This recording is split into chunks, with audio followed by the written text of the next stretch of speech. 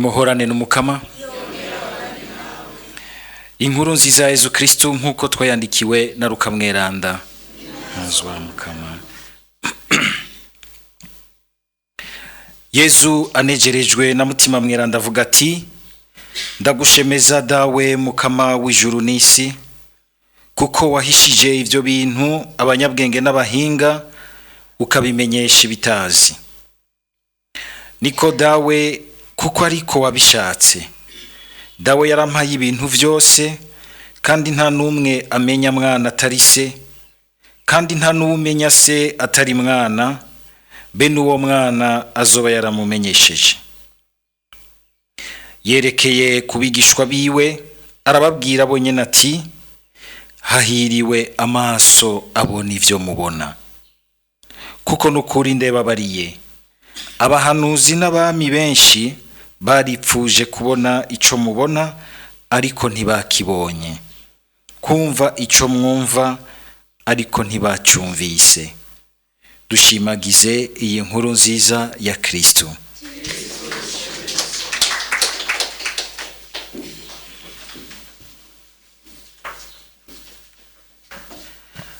Hahiriwe amaso abona ivyo mubona, amatwi yumva ivyo muriko murumviriza. Ngo kuko ngo bahanuzi benshi bakera ngo baripfuje kubona ivyo muriko murabona, ariko ntibabibonye, kumva ivyo mwumva, ariko ntavyo bumvise. Hahiriwe amaso abona, hahiriwe amaso yumva, akabona Yezu Kristu, akumva Yezu Kristu ingene ari mu buzima bwacu. Tugire Kristu. Aho uwo baha mikro akagira ikiganiro bita micro trottoir, akabaza ati: wowe guhigwa kwawe niki? Hari uwo cavuga: nubaka inzu yanje, ndashaka imodoka. Sivyo bica bigaruka? Ndashaka konte nanje, nicare njyame numva nti ndafise amahera ahantu nanzara izontera. Kandi si bibiga. Mugabe ibyo urashobora kuba wifise utabifise mu ntumbero iguha gushikira ubuhigwe.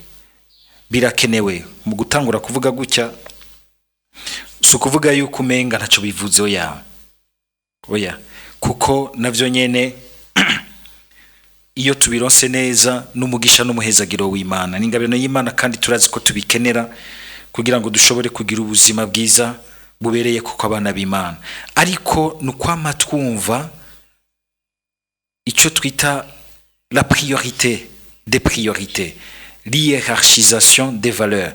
Nukuvuga ikintu gisumba ibindi kigaca kituma ibindi bigira intumbero n'akanovera. Iyo kibuze ivyo bindi byari bisanzwe ari vyiza, ucumenga nta bwiza tuvyumvamo. Ni naho murumva ingene biyahurira mu mayero n'amadolari, gasanga biyahuye. Ariko umuntu w'umugabo afise ibifaranga nkuko bigenda gute ngo wiyumvire kwiyahura? Umuntu w'umukobwa mwiza nkawe, nageze kubona n'umukobwa yatewe n'ishetani yo kwiyahura. Umukobwa mwiza mugabo akamambwe, turiko turaganira ati ngo ibi vyara vyanje pati fisi vyara bibi. Shetani kamwumvisha yuko afise inzara, abakobwa barakunda inzara nziza. Ndaja mu gusukamwo mabisi mugabo agashaka kwiyahura.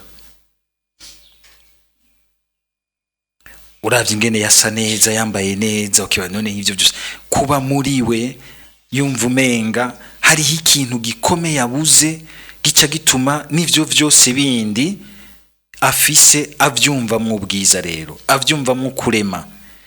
Yezu akagira ati: hahiriwe amaso rero ngo abona ivyo mubona, yumva ivyo mwumva. Muri iki gihe c'ubushikiro ni igihe cyo gusaba rwose kugira ngo Yezu atwugururire gushobora kumubona no kumwumva muri ibi nyene tubamwo.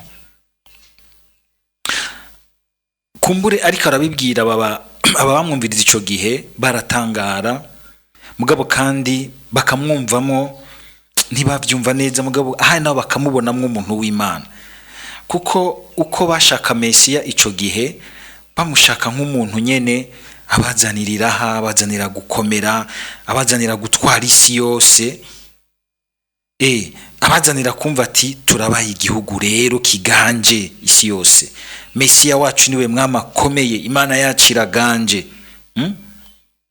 Ni nkuko menga hari igihe dusenga Imana imwe mugabo kamenga hari igihe natwe muri twebwe dufatwa. Murambona nko mu rugo rumwe ugasanga rurimwo abakatolika n'abaprotestanti, abaprotestanti mu mice myinshi, kabona umenga Yezu twaramutabaguye, kamenga umwe wese agira ati isi Yezu wacu w'abakatolika yotsinda abo ba Yezu b'abaprotestanti. Kamenga na kantu nkako cyaho kabona umuntu nawe nyine yuzuye ati ndimwo umucanwa wa mutima, kandi sinzi ko ari mutima mweranda yohakwa kuguturira gira ati wewe kutari uwiwacu nibaguturira uveho. Ukabona ingene bari biteze Mesiya siko yaje. Yezu bakamubona nk'umuntu asanzwe mugabo ari imwe bundi ubasha bw'Imana buyigaragaza uko bushatse, ariko bukigaragaza ko bufise ububasha ku buzima bw'abantu. Ntibivuga yuko umenga Yezu ahaciye hose yacagenda arakora ibitangaro bimena amaso abantu, mugabo ahishaka ry'Imana ryabishatse mu butumwa bwiwe agakora ikintu cyo kubereka ati muri kumwe n'Imana, muri kumwe n'Imana. Mugabo ntibyaca bivuga yuko umenga baciye baba mu mwakaka mu bintu byane. Uyu munsi ukamenga niko wamenga dushaka Imana ibanza kuduha ivyo vy'inyuma, mugabo bidashingiye imizi mu mutima wacu. Niho hari amageragezwa y'iki gihe akomeye aseruka muri uku kuntu mbe dushobora kugira tuti twashize Imana imbere tukayigumiza muri protocole. Guma hari imbere muga ntiwinjira imbere muri jewe, ntufate decision. Guma hari imbere muri protocole, ushaka duhera kubisabisho tugusenge, mugabo hageze kopera ivyi wacu hari handi mu mayita majoro tufatira izindi ngingo. Suko none bigenda gute ko twoba twarashize Imana imbere mukabandanya ubona nk'ibintu bimwe biba mu gihugu cacu, atari mu ntwaro gusa no muri twebwe nyene. Niho twumvise mu gisomwa ca mbere yuko umuzo wa Mesiya uko umuhanuzi Isaya yamuzirikanye, umuzo wa Mesiya ikintu ca mbere uzana aho uzobona ko Yezu yashitse koko vy'ukuri ni ingene umubano w'abantu uhinduka, ubukoko bukahava. Mwumvise iyi mvugo nshushanyo abantu zibakera bakoresha imvugo nshushanyo, ntibakoresha imvugo yo mwishure y'ama concept intellectuel, bakoresha le symbolisme, imvugo nshushanyo mu kugira ngo acapure umubano mwiza. Ukazumva ariko avuga ngo ifyisi isigaye yibanira n'umwagazi. Ivyo bintu woshira ifyisi mu myagazi, icuya gisigaye kiryamana n'agahene, inyana isigaye irisha iruhande y'umwana w'intambwe ngo biragiwe n'akana gatonya, inka n'igihura bisigaye ari mpfapfe abana bavyo barabana, intare isigaye isangira ubwatsi n'imfizi, ikibunduguru gisigaye gikinira ku mwobo w'imamba kikarongereza iminwe yaco mu myobo y'incira, ngo nta busuma nta nabi gikorerwa ku murambi w'umukama, ngo kuko nka kurya amazi yuzura ikiyaga niko abantu buzuwe no gutegera umukama. Iyo Mesiya yashitse mu bantu ngivyo ingene bica byigaragaza, n'umubano mwiza, ubukoko bugahera mu bantu, abantu bakumva ko basangiye hamwe ubuzima bw'Imana. Murambona bamwe ngaha bibwisha ngo ariko barakora ubutumwa mugasanga bariko barabujyaniramo. Mesiya ntarabuzura vy'ukuri, hari yana tarabuzura. Kumbure se guca umuntu agira ati ngo ni naka responsabilité ni naka oya, mugabo mwese hari ahantu tutaruzurwa n'ubumenyi bw'umukama. Kumenya umukama naho so kumenya ibi byo mu bitabo canke kumwumva mu nyigisho nyinshi, oya, irivuga connaître, naître avec, ni nko kuvukana koko n'Imana, kunywana n'Imana hamwe usigara umenga n'ama reflexe yawe ingena kuzamwo ubanza kuyumviriza mu mukama. Ntiwemera ko agutegeka ubukoko, ubufyisi, ubutambwe, ubukubigihura muri wewe, ukaronka inguvu ziva kuri Mesiya ari muri wewe, ukabidonta, ukumva ko aho Mesiya yashitse haba umubano mwiza, ku buryo bw'uko mbere n'umuntu yamaze kwakira Mesiya hako atakaza uwundi, hako atakaza umubano mwiza, apfuma yemera no gutakaza inyungu z'iyo mugabo, akagira ati Mesiya aganze, ndiho kubwiwe hamwe nawe. Jewe no shaka nkanazimangana kumwe kwa Yohani Batista, ngo jewe no subira hasi akaba ari wakura. Kenshi wamusanga umenga turamwitwaza ariko tuguma hejuru yiwe. Sitwe tumanuka ngo nawe akure, ugasanga madiri aragukuramwo gusumba uko urukundo rwiwe rugukuramwo. Nakaryo keza muri iki gihe cy'ubushikiro kugira ngo umwe wese asubira arabe ukungene ako kantu kose k'ubukoko gatuma Mesiya atumvikana mu buzima bwiwe, cyane cyane mu mibano yacu, hakaguma ubukoko kaguma karandaranda. Ariko kandi mwumvise ingene aya majambo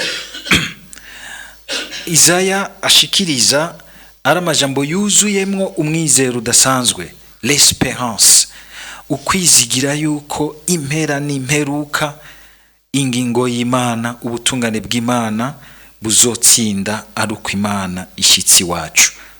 Ni ibintu bihera mu mitima hanyuma bigaca bishwara ubuzima bwose, bigaca bishwara ubuzima bwose. Niko uko Izaya anavyumva, abona yuko nawe nyene avyumva ko bizozanana mu guhinduka kw'intwaro z'ibihugu. Iki gihe cyari igihe cyaho yabona ubwami bwo mu buraruko buriko burasenyuka, Asiriya ikabugira ubunywenywe kuko batashimye kugengwa vy'ukuri n'Imana mu mitima yabo. Abami babo bagatera umuzirikanyi mubi mu gihugu, kigaheza kikagorodoba, bigatuma igihugu cyose umenga gitwikiriwe n'ubugambarazi. Tugire Kristo. Hajya intwaro ni ikintu gikomeye, hajya intwaro ni ikintu gikomeye, naho kenshi intwaro z'ubu zigomba bagira ziti sigura amajambo y'Imana ntimuyadutumberezeko. Mugabo intwaro ni ikintu gikomeye, kandi intwaro si muri politike gusa, si mu gihugu, n'umuntu wese afise responsabilité ku bandi. Imana yashize ubuzima bw'abandi mu minwe yiwe. Abantu zo barabona bati rero iyo haje intwaro nziza igaragaramwe ubwiza bw'Imana, maze ibi byiza, ibi vyamwa vya Mesiya bigashurika mu bantu. Tugire Kristo. Kandi ivyo nimurenze ko bifatira hariya hejuru mu by'intwaro y'igihugu, heraho tubaye. Iyi ari igihe usanga nk'ikintu service canke domaine bayishinga nk'umuntu azi kugira umutima mwiza muri ivyo, azi kugira umwitwarariko mwiza wo kuringaniza neza, ukabona ingene ibintu bimera neza, abantu bakumvirana neza. Ntakore gusa ibintu technique, mugabo ugasanga kungene afise attitude mu bandi birasanganya imitima, bigaca bituma abantu n'ivyo byose bakora techniquement biryoha. Nundi yahaje umenga n'umupfuma hakorokeye, abantu bagasubiranamwo bakaryana, kibaza uti ibi bintu nibiki. Burya hariho abantu bakoresha inyifato z'igikoroni kugira ngo abatware neza, arabajyanisha ntimuronke umwanya wo gukurikirana ibintu byanyu neza.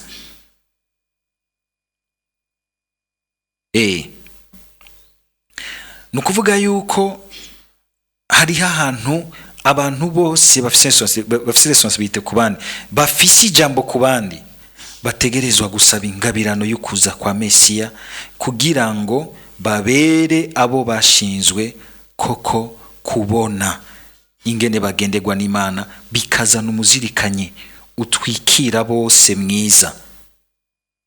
Tugire Kristo. Murabona ingene aho haje intwaro nziza, umuzirikanyi mwiza uratwikira abantu ugasanga umenga bariyumva nk'ibintu neza. Bariyumva nk'ibintu neza. Dusaba Mukama kugira ngo twese n'imiburiburi aho nyene Imana yaduhaye ijambo rya mbere mu mutima wacu, tuhugururire Mesiya, ahakura ubukoko bwose, ahakura igipfungu cyose c'inabi, kugira ngo aciye kuri umwe aduhe kugira umubano mwiza wama ibi vyamwa vyiza vya Mesiya. Ariko kugira ngo bikunde, nuko natwe tuca twitwararika ibi biranga Mesiya, tukaza turabigerageza umwe wese mu buzima bwiwe. Mwumvise ingene Izaya amuranga akagira ati, mu rubanza ntacu ugwangondagonde, abavoka reka kurya imanza, abacamanza reka kurya imanza, mureke Mesiya ashike. Abavuga ngo basigaye bajya imanza bakumvikana ingene barya umuntu. Wowe ugatora umuavoka ugasanga yamvikanye n'umuavoka wo mu yindi parti kugira ngo bakurye. Urubanza bakarudinza bakwazi yuko uko agiye gusyeja na mahera yinjira. Ntacu ugwangondagonde, yuzuwe n'umutima w'umukama, agize gutekereza n'ubwitonzi bwinshi, afise ubwitonzi n'ubukomezi, ntafise uruyeriyeri.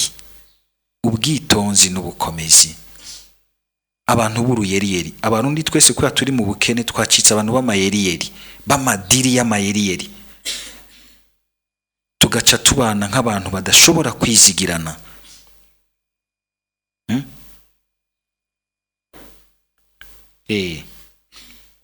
Uruyeriyeri rw'aba abafundi barambabarira. Abafundi bugenda gukoresha kwikina akakubwira ati ejo nzoba ndagikoze. Haje undi agacambwira ati ejo nyine uzukironka, undi agacaza ejo nyine ukazukironka. Nani abo bose uzobibaronsa ryari? Kuko agomba kwakimira.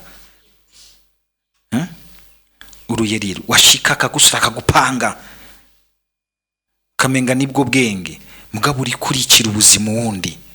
Iyo mubwiza ukuri yari kwipanga ukundi, ubuzima bukabananya butera imbere ukundi. N'akaroyero ntanze. Kugira ubwitonzi mu bintu, maze ngo umwuzurira ukaba ubumenyi no kubaha umukama. Kubaha umukama. Uyu munsi turavuga cyane ibintu vy'Imana, Imana itubabarire, ugasanga suko dufise umutima w'ivy'Imana. Tugomba kumanipira izina ry'Imana kuko tuzi yuko bose barumva ivy'Imana. Tuvyitondera igihe ca Mesiya nico gusaba ngo adufashe dusubire kugaruka ku gusonera izina ry'Imana n'ivy'Imana. Icubahiro c'umukama nico kimugenza. Mu rubanza ntacu ugwangondagonde, ntavugira mivumbi kumuvumba. Ameze nka wa mupapa agororotse muri abashinga ntaye bakera, abantu umenga bariko barazima nimba batabazimije. Abashinga ntaye bakera ugasanga n'umutama agororotse, hageze guca urubanza rw'umuhungu wiwe arahumiriza, kandi ategerezwa kumugira turi mu makosa, uri mu makosa. Ntabyo guca muhishira ngo akamwana wa mama, oya. Bene ibyo turakeneye gusubira kubigarukako, hamwe ushobora kwizigira umuntu. Kubera yuko ico kintu cyatujanye, kubera umunoho w'ubuzima, guhimbagwa no kuryoherwa, iraha n'iki ibintu vyoroshe, twasanze turiko turica ubuzima, turiko turabutakaza. Gusubira kumva Mesiya nk'utuvyaramwo ikintu kigororotse, umuntu ashobora kwizigirwa, akabitswa ibintu, akabiteza imbere, agasanga yarabigiriye neza gusuka. Ivyo bintu biriko biratujana. Tuzogira ibiharuro, nzokura mwiki, akadukiza. Nugira nti iyo ngwara, ako karanda ka kuryisme, ibintu kurya biratugwaje mu gihugu. Umuntu wese wamuhaye nomination ngo ageraje kurya nawe, kandi nawe akagenda muri esprit yo kurya. kandi acashaka kurya gose kuko agira ati harundi ariko arasunika kugira ngo ansunike nawe atarukire kwarya. Tugatangara ingene bivyara ukuryana hagati yacu. Lo fléau, umuzirikanyi mubi wararandaranze, uzananye hehe muri bijya bintu byo kubisikanya ku ntwaro ngo umwe wese aramukigwe. Ico kintu nzoguma ndagikondana. Tutakivuyemwo turanyika twese kandi tuzogenda dutangana. Mesiya ese yoza akadukora ngaha akatuvura. Ngo nakwirikiza insako, murazi insako ziri mu bantu vraiment zikica, ugasanga zazanye umwuka mubi aho Imana yashaka gukora ibitangaza by'ubutumwa, ibitangaza by'ibikogwa bizana ubukiro n'ubuzima bw'abantu. Insako zikica, abantu bakicana kuri WhatsApp, gutu ibintu barungikiranira abandikiranira amahezo ukamenga yabaye ayo kwicana muri reputation, hawe kuba ayo kumotivana no gukuzanya, twayahinduye ayantu y'ibintu vya concurrence sauvage. Insako zica imitima, zikica imizirikanye, abantu ugasanga babana batakizigiraniye. Hagaca haza rero ibindi bica bikurikira ni shano n'uburozi bica bikurikira. Ivyo vyose iyo turiko turahimbaza ibihe bene ibi, ni igihe caho kure kuti karabuta ubwo ivyo bintu ntavyo nkoreramwo, uyo mwijima nawo nkoreramwo. Ubwo nzohimbaza Noel mvuge ntingende kugatura amacupa y'ibiyeri canke yiki canke nambare neza ngo nahimbaje Noel. Ico kintu kikiri wanje, nta Noel nzoba nahimbaje.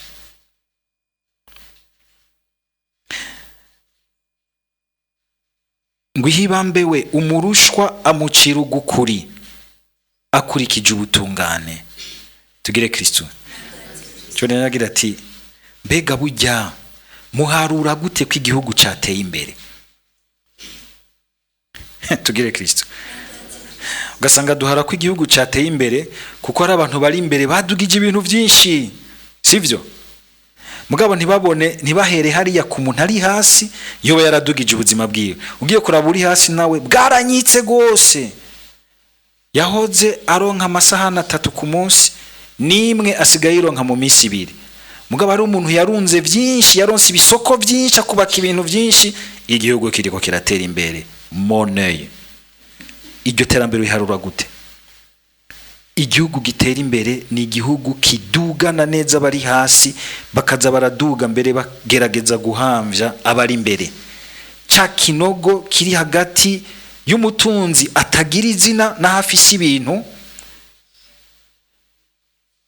be n'umworo afisi izina yitwa Lazaro, kikaza kiragabanuka. Uku kigabanya hagati yawe na bagenzi bawe, ni kuzosanga carazimanganye imbere yawe, hagati yawe n'Imana. Abato bato mu gihugu yamabagarukira mu rubanza, mwibuke babantu bo bato bati ingene bacotse, abacamanza bakabarya bakabakokora. Ijambo ryiwe ni inkoni kubita abishira hejuru. Abanyabwishime, abanyabwibone, impemu ziwe nazo zitikiza inkozi z'ikibi. Ingingo yamayikenyereye, ukuri azira kuguhemukira. Ibi bintu mwe wese nta numwe abishikira 100%, ariko yisuzume, biheze bimusuzume, bimucyorore, twese bitugabire igihagararo cyo guhinzira Mesiya, ngo mu gushiki wacu atuvyagizemwo amahoro y'abana b'Imana n'umubano mwiza. Amen. Amen.